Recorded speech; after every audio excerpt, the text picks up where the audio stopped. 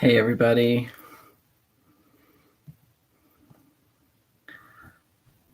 Currently trying to share the link.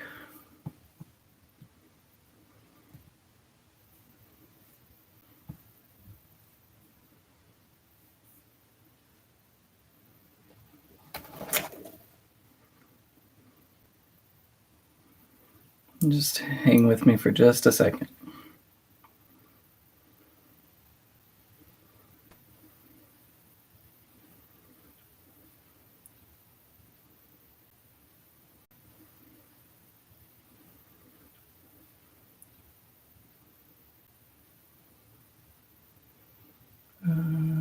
Okay.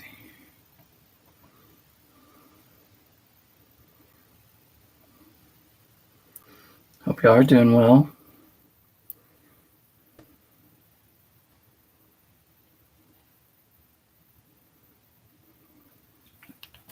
All right, so I just shared the link to GroupMe, so I'll wait a few more minutes for everybody to get on.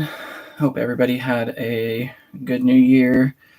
Hope the break is treating everybody well.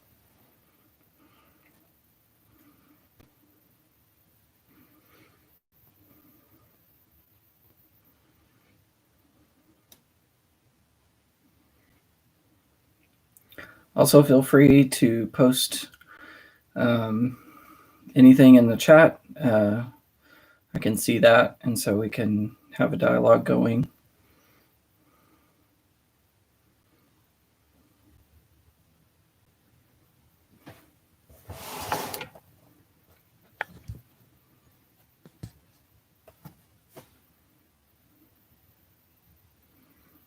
Okay, so I think I'm going to go ahead and get started. More people can catch it as it's live or watch it later. So as most of you are probably aware, we are just doing YouTube live format over the break, try something new and interact with people a little differently. Rather than pre-recorded things, this is just an opportunity for us to connect and to have a just real honest discussion about what's going on over the break, either in our own lives, well, for sure in our individual lives, but also to just walk with a lot of you through that as well. A big part of it too is just a chance to connect with people that we don't normally get to connect with, and so feel free to share these links with your friends, just as another way to connect. The biggest thing for me that I want to share tonight is it's really crazy. Going into the break, I had some different expectations of myself planned on. One thing I planned on was like, I'm going to do this chapter by chapter walkthrough of a book called The Pursuit of God. And I think it's a really incredible book, and I've gotten a lot out of it every time I read it. And was going to try to do it as similar to this, just an interactive walkthrough with people and all that. And as I got through, as I just going through break, started to realize how much extra weight I was carrying by putting expectations on myself that the Lord didn't necessarily put on me. And just started asking myself, why was I doing that? Was it because I felt like the Lord actually wanted me to do it, or was it because I just felt like I needed to do something? And so came to the point of recognizing that just felt like I had to do something, and so I was just trying to come up with something to do. And I think there's a place where the Lord honors our effort for sure, but I think it just wasn't a place where I was trying to necessarily do it to honor the Lord. I think I was just trying to do it to honestly kind of be like, look at me, look what I can talk about. And that's just no good for anybody. I've recently started reading a book called The Ragamuffin Gospel, and it's really been an incredible read so far. For me, it has just simplified a lot of different things. It's helped me examine a lot of my motives for why I do what I do, and just coming to a place of recognizing that a lot of motivations for me for a little while have been driven by like other people's expectations rather than what God has outlined as an expectation from him. And when I say other people's, I'm not necessarily just saying, oh, people have said, I expect this of you, but my perception of people's expectations, and what I think they want from me. And it's just has caused a lot of burnout and a lot of stress. And so just imagining going home, especially if you've been away from home all semester and now you're all of a sudden back home and you feel like, man, my parents have all these expectations on me. I don't know how to like juggle all of these things, or I just wanted a break and my parents expect me to do things while I'm here, or whatever it looks like. Or I have to, you know, be this super Christian even, over break and all this stuff. Or like people expect me to read through the entire Bible over the break because I have all the time. And I think the biggest thing that the place where I'm at with the Lord right now over the break is just recognizing the thing that God cares most about is us being present with him and with the people around us. It's not about the to-do list or the checklist or the I accomplished whatever. He just wants us to like be present. And what I mean by that is rather than thinking about what has to be done, rather than thinking about, however many weeks it's been since semester ended or however many weeks there are left before the next semester begins, just taking it day by day, taking it moment by moment. If you're with your family, then be with your family and love them well, show them the love of God through you. That doesn't mean that you have to berate them with devotionals or invite them to a morning prayer or whatever. If that's not what you do already, that's fine. Just be you and show them love. In the same way, like being present with God, allow yourself to take a minute, and as you are going about your day and as you're thinking about, what your emotions are like or what your thoughts are like or what you're doing with your time, and is that what you want to be doing with your time, take a minute and just be like, God, where are you in this? Where are you in where are you in my circumstances? Where are you in my emotions? What are you trying to get me to understand? Is there something for me to understand? And just be present with him. It doesn't have to be spiritual gymnastics or acrobatics. Yeah.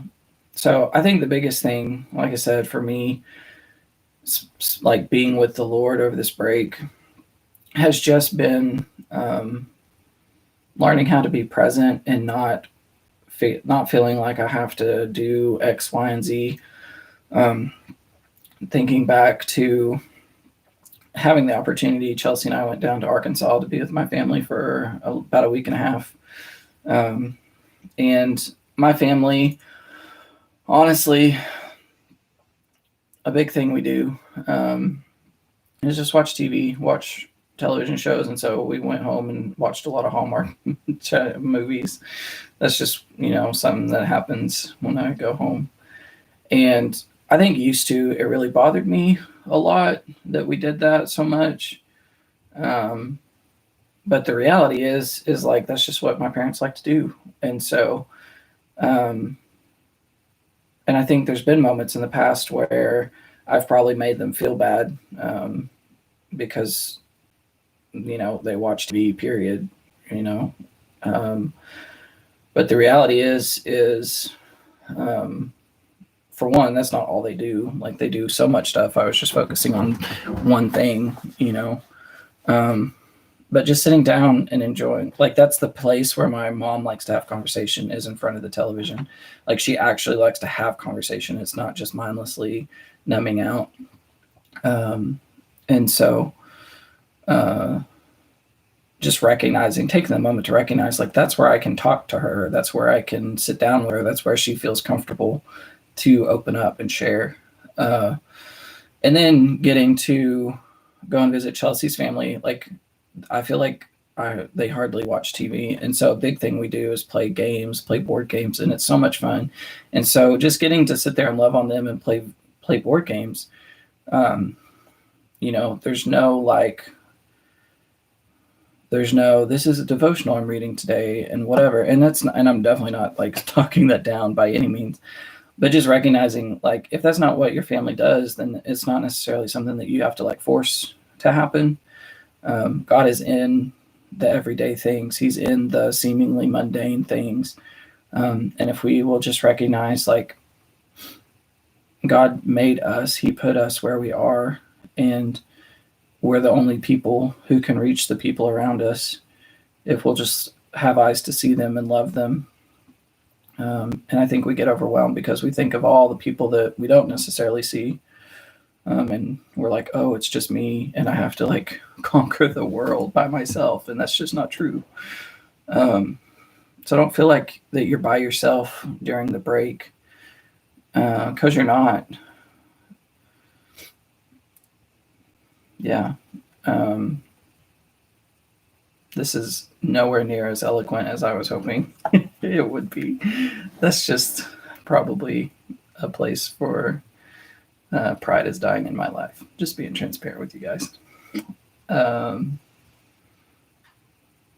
Yeah. So all that to say, just relax. If you haven't completely transformed your entire neighborhood by now to know Jesus and serve him and love him and follow him and give their whole lives to him, it's okay. It's okay. The Lord knows, and he sees you choosing to not blow up at your mom for telling you the same thing 3 times in a row in the last 10 seconds. He sees you choosing to spend time with your little brother or sister who has been driving you crazy, but you're showing them love by being interested in what they're interested in, even though you have no interest at all yourself. He sees the place where you're trying to get in and understand the word, and even though you feel overwhelmed or clueless, like he still sees it and he still honors it, and it's still being planted and hidden in your heart. And so be encouraged that, there's always a place where it feels like we're not doing enough. But if we're doing what we can do, that's what matters to the Lord. And so, again, just find yourself in a place of being present with him. Allow yourself to just love the people in front of you, and don't make it hard. And yeah, just give the Lord space to speak into your life, and ask him, why do I feel the way that I feel? Why do I feel anxious? Why do I feel frustrated? And allow him to speak to those places. And he will. So, yeah. I think that's pretty much all I've got. Love you guys. Can't wait to see you in a few weeks. But yeah, so have fun, and praying for you guys, and I will talk to you.